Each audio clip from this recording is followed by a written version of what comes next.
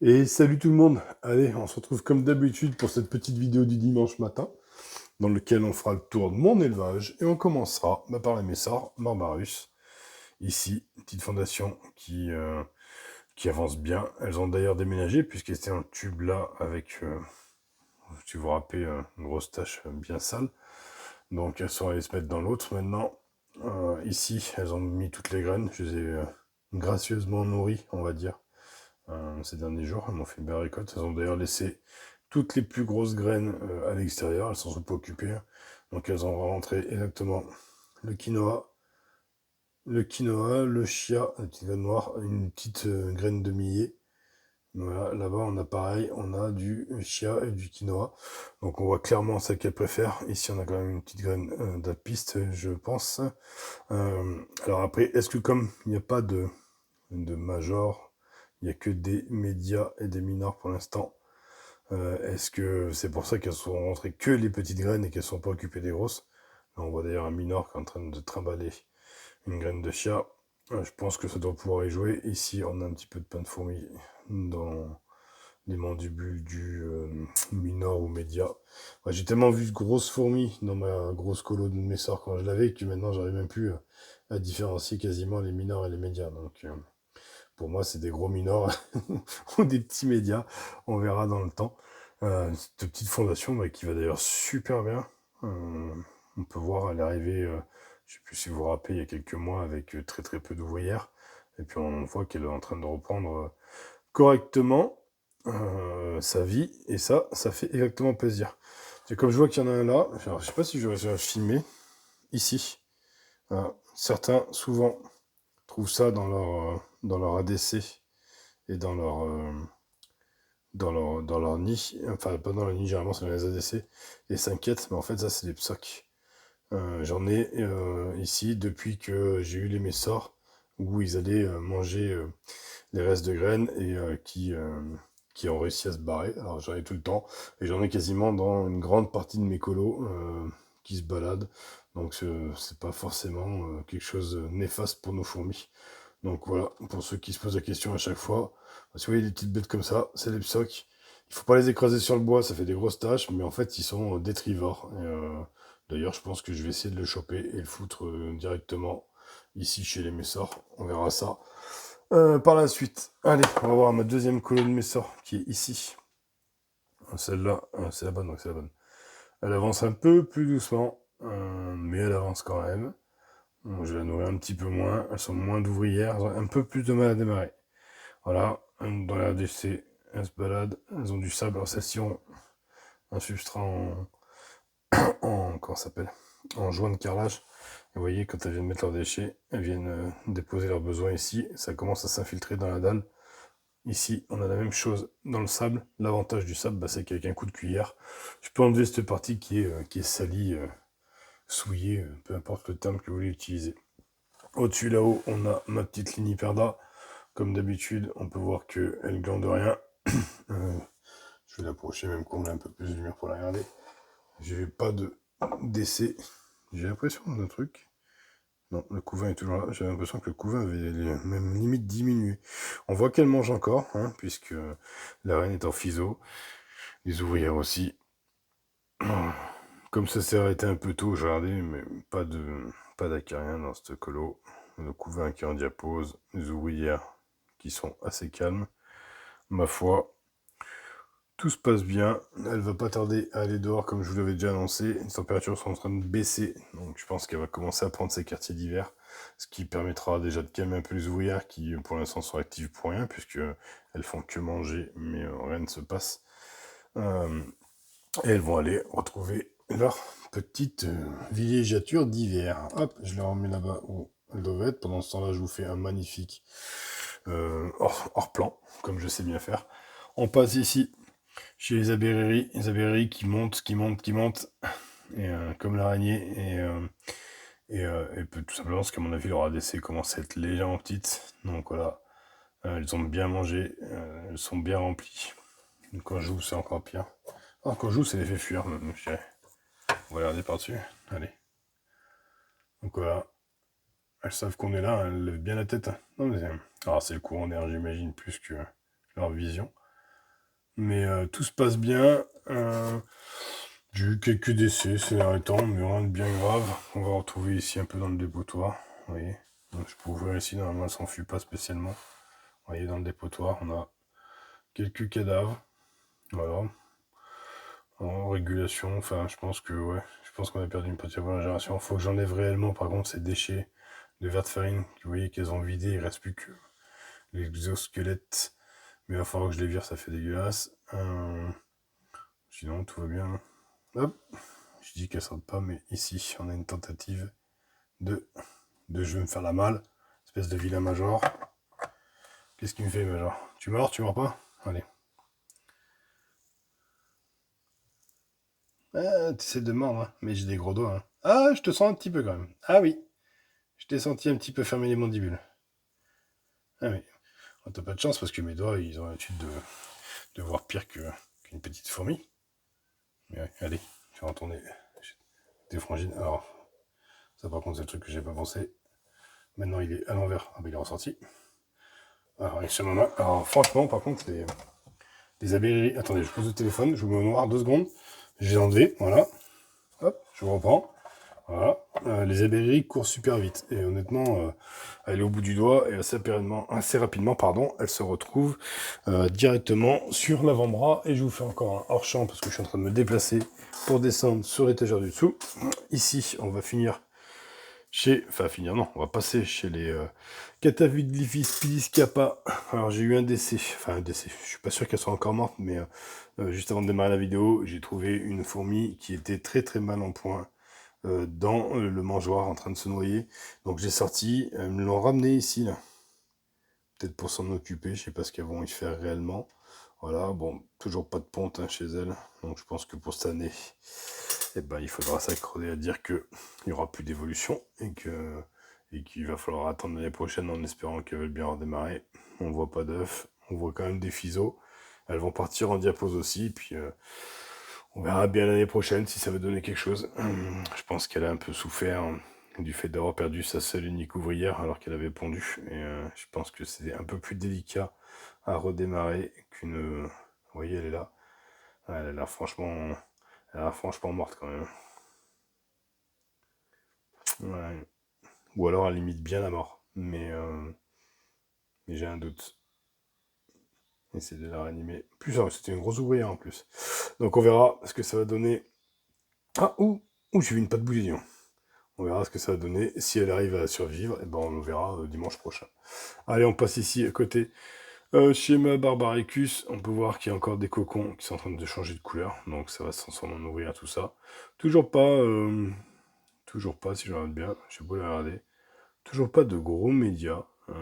Enfin, ou alors ils sont peut-être à peine plus gros que les minors. Pas de major en prévision. Pourtant, je commence à avoir quand même pas mal de monde. Alors, j'ai pas regardé quand est-ce que. Ouais, s'il y a du média, parce qu'il y en a qui sont un peu plus grosses quand même. Là, il y en a une qui est fraîchement née, je pense. Vous voyez. Elle est beaucoup plus claire au niveau du thorax et de la tête. Je sais pas à partir de quand elles font les premiers majors, pardon. On verra bien. Mais pour l'instant, celle-là se développe super bien et on va pas s'en plaindre. On va les rapprocher pour une fois, ce qui est assez rare. On va aller acheter un coup d'œil au plus près de mes Camponotus Aetiops, étant donné qu'elles sont toujours au fond. On peut pas forcément bien les voir à chaque fois, donc cette fois-ci, je vous l'avance. Ça se passe très bien. Belle petite fourmi. Bon, qu'ils n'ont pas mangé d'ailleurs. Tiens, je suis bizarre, c'est les seuls qui n'ont pas de mangeoire. Aurais-je merdé quand j'ai nourri tout le monde, je pense. Hein. Donc du coup, il va falloir que je nourrisse tout le monde de toute façon aujourd'hui. Tous mes abreuvoirs sont dégueulasses, tous mes mangeoires sont dégueulasses. Donc il faut vraiment que je m'en occupe. Par contre, j'ai oublié de nourrir depuis une semaine au moins mes Aetiops. Donc voilà. Hop, je vais les remettre à leur place. On va passer faire un petit tour chez les Sanctus. On peut voir, alors elles avaient changé de tube, là, l'histoire d'une journée, j'étais content, parce que celui-là on voit pas grand-chose. Enfin, on peut voir que le couvain est juste énorme, ça se passe très bien pour elles. Dans l'aire de chasse, on peut voir qu'elles mettent toujours, alors c'est un peu particulier, à force de les regarder, quand je le vois regarder, creuser dessous, elle m'a recreusé encore cette semaine des belles galeries. Mais en fait, comme le sable tombe, ce qu'elles font, elles mettent du gravier comme ça au bord du mangeoire, et en fait, par capillarité, en fait, ça aspire simplement tout le liquide sucré. Et le sable, en fait, qui est en dessous, là, il est extrêmement dur parce qu'il est collé par les résidus de sucre. Donc là-dedans, elles peuvent se permettre de creuser des galeries sans que ça s'effondre. Bon, je voulais changer le sable, mais parce que bon, j'avais peur un peu que ça amène des bestioles, mais comme elles regardent hyper, je vais leur laisser ça là. Ça se font des petits tunnels, elles peuvent se cacher, ça les amuse. Donc je vais laisser faire ça comme ça pour l'instant. Et là, malgré l'anti-évasion, on en a toujours une ou deux qui tentent de chercher un passage pour pouvoir venir se foutre sur la grille. Donc voilà. À côté, fourmi jaune et noir, tout se passe bien. Il n'y a pas plus un très grand développement, on va dire. Je ne sais pas si quelles sont les périodes de diapos exactes. Alors là, on va voir le reflet, ce qui va m'empêcher d'avoir une véritable mise au point. Donc, du coup, on va faire autrement. Hop, voilà. On va aller inspecter le couvain. Donc on peut voir qu'il y a encore, alors, on va voir difficilement ce que c'est ça, mais on peut voir qu'il y a encore des larves. On peut voir encore qu'il y a des œufs. Toujours pas de médias. Toujours pas de médias chez elle non plus. Bon, la fondation, colonie, petite colonie. Peu importe, alors moi je dirais colonie. Hein. Fondation, pour moi, le terme, c'est quand la gine a pondu, attend ses ouvrières. Et à partir du moment où les ouvrières sont arrivées, pour moi, c'est une petite colonie. Ou un début de colonie. Mais voilà, on voit un petit peu du couvain. Toujours dans le tube sale, toujours pareil. Et ici, dans le sec, on n'a pas grand chose. Ici, on a madame qui vient de venir voir si on a vu un. Ici, on en a une qui. On voit rien à travers ces boîtes, ce Jiffy. Bah, elle est partie. T'as dit, elle était rapide celle-là. J'ai ouvert le couvercle qu'elle est partie en courant. Hein. Donc il y avait une fourmi, là, juste une seconde avant que j'ouvre. Ah, elle est là.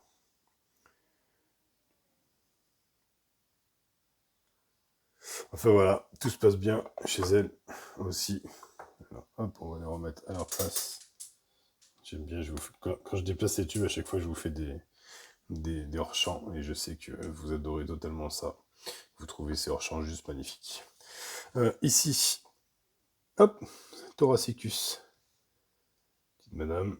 Elle se fait toujours pareil. Hein. Tube dans le tube cassé, pas humide. Dans la semaine, elles sont passées là. Elles sont venues une demi-journée là. Mais elles sont redisparues aussitôt dans le sec. Donc, ma foi, on les insectes. Ah, tiens, on voit qu'il y a une ouvrière qui était sortie d'un cocon, puisqu'elle est en train de bouger un peu. Alors, les autres ont pas l'air spécialement de s'en occuper. Donc, ma foi, on verra par la suite. Donc, ça me fait un ouvert de plus. Normalement, elles sont 10 déjà. Aujourd'hui, 1, 2, 3, 4, 5, 6, 7, 8. Oula, je me suis envoyé 1, 2, 3, je compte pas la coucher. 3, 4 sous la gine, 5, il n'y en a qu'une là-haut. 6, 7, 8, 9, 10, 11. Ah bah 11. Bah même 12 parce qu'il y en a une qui est là dehors. Ah du coup elles ont bien évolué. Ici on a encore un peu des nymphes, des larves de stade 1 je pense. Ouais. Elle par contre je l'avais pas vue et je vais cacher le tube au noir, j'espère qu'elles vont s'en occuper les modèles. On peut voir qu'il y a encore un ou deux cocons derrière, on a encore de la petite larve. Ouais donc c'est sympa, ça avance bien aussi. Allez, on saute au-dessus, on passe chez mes Cantatus, j'avais pas remarqué en fait, je les ai mises là depuis X temps. En fait, le nid était là avant. Je sais pas si vous vous rappelez dans les anciennes vidéos. Et en fait, depuis 2 mois, je pense chauffer mes Cantatus à 28 degrés. Et en fait, depuis 2 mois, elles sont posées à côté du tapis. Il y a seulement depuis la semaine, enfin début de semaine, que je me suis aperçu en fait que ben là, il y avait rien. Enfin, elles n'étaient pas en train d'être chauffées. Donc, ouais, chauffer vos fourmis, c'est sympa, mais quand vous voulez chauffer vos fourmis, pensez à les mettre sur le tapis chauffant, c'est mieux. Ça marche beaucoup mieux d'ailleurs. Ici, on a Madame Agine, voilà, avec ses wires, on a du cocon. C'est pour ça que le couvain a mis un peu de mal à évoluer ces derniers temps. Sachant que quand elles sont pas sur le tapis, elles sont à peine à 24 degrés. Donc, enfin, ce qui est déjà pas mal pour la saison. Là, elles sont à, je crois, 28,5. Je crois que j'ai réglé le thermostat. Donc voilà, je trouve pas mon petit majeur pour vous le montrer.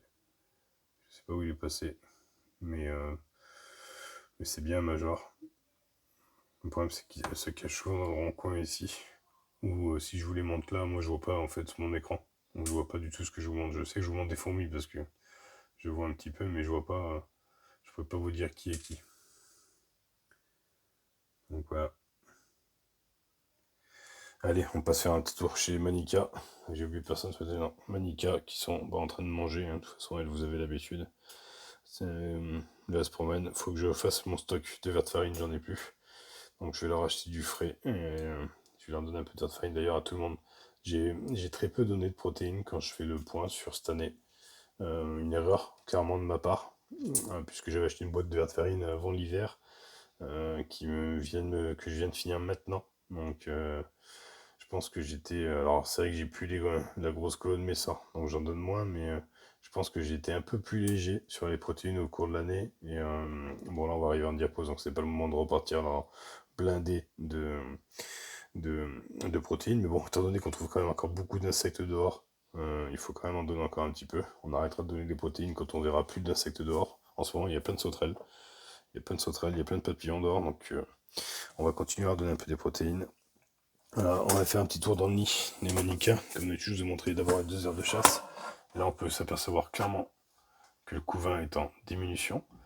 On voit ici, on a encore une petite grappe d'œuf, hein, elle continue à pondre. Par contre on voit clairement qu'on n'a plus de nymphes colorées. On se retrouve avec beaucoup de larves, ici, ici. Donc ça c'est parfait, c'est ce que j'attendais. Bon, on a encore un peu de nymphe là-bas en bas, ça j'ai pas vu, ça c'est ma poubelle étagère. Tiens, dites-moi, vous aussi, si vous avez une poubelle étagère que vous oubliez de vider un jour sur 2. Tiens, ça serait intéressant de savoir. Ou savoir s'il n'y a que moi et qu'il faut que je me motive à le faire plus souvent. Donc ici, on a encore un peu de nymphes, sinon on peut s'apercevoir que le reste est constitué essentiellement de larves. Et ça me fait plaisir, parce que l'année dernière, je suis arrivé au moment de la diapose avec beaucoup trop de nymphes, et j'ai eu de la perte chez les nymphes pendant la diapose, puisqu'elles font une diapose extrêmement froide. Je vais vous montrer quelque chose. Alors, il faut que je monte sur l'étagère. L'étagère mystère, c'est que vous voyez jamais. Alors, heureusement que vous voyez jamais parce que c'est le bordel. Alors, on n'a pas de lumière forcément. Allez, tac. Étagère mystère. Alors, je vous montre du thé, mon étagère mystère, ça ressemble à ça. Du bordel, du stockage et du bordel. Ça, ce sont des scutellaris. Voilà, comme elles tombent dans les tubes chez moi, j'en ai pas mal. Donc, je vais les faire fonder. Je vais les relâcher en partie. Je vais vous en faire gagner. Enfin, je sais pas trop ce que je vais en faire, mais en tout cas, il y en a. Et ici, tic, on a on a une deuxième là-bas, et on en a une troisième ici. Des petits jeans Manica Ruida qui me sont arrivés en début de semaine, que j'ai échangé. Alors voilà à quoi ça me sert aussi d'avoir des jeans comme ça, parce que moi je ne vends pas de fourmis, hein, soyons clairs. Je suis pas un vendeur, je privilégie les échanges et les dons. Donc quand c'est possible. Là, elles n'ont pas pondu, mais je vais regarder. Donc en fait, j'ai pu échanger des scutellaris contre des nouvelles espèces. Et celles-ci, une fois qu'elles auront fondé, parce que pour l'instant, c'est pas le cas, elles sont arrivées chez moi sans avoir fondé. Je trouve qu'elles sont. Celle-là est souvent dehors. Ah oui, oui, j'ai pas jeté au fait celle-là. C'est ma. Si je voulais éclairer mieux. C'était ma Singularis. Ah, toujours là. Celle-là est souvent en train d'essayer de se barrer. Donc voilà, bon, elles ont plus leurs ailes, mais je ne suis pas certain de leur fécondité, puisque on est quand même au mois de septembre et qu'elles auraient dû avoir pondu depuis quelques temps déjà. Alors j'espère qu'elles repartiront quand même. En tout cas, merci à toi pour cet échange particulièrement intéressant, tu te reconnaîtras. Et à l'occasion, j'hésiterai pas à en faire un avec toi, parce que ça s'est particulièrement bien passé. Et ici, celles-ci sortent. Alors, elles sortent beaucoup quand même quand les tubes sont pas au noir. Je vais mettre des tubes PVC pour cacher mes tubes où elles sont dedans au noir et fermer surtout cette porte de placard et arrêter de les déranger. Parce qu'en fait, j'ai l'impression qu'elles sont dehors quand il y a de la lumière, comme si c'était l'extérieur de la nature. Je vois qu'on arrive à 20 minutes. J'espère que vous êtes encore là, parce que normalement, j'aurais déjà dû vous perdre avant. Et on se retrouve dimanche prochain. Allez, bon dimanche. Ciao, ciao.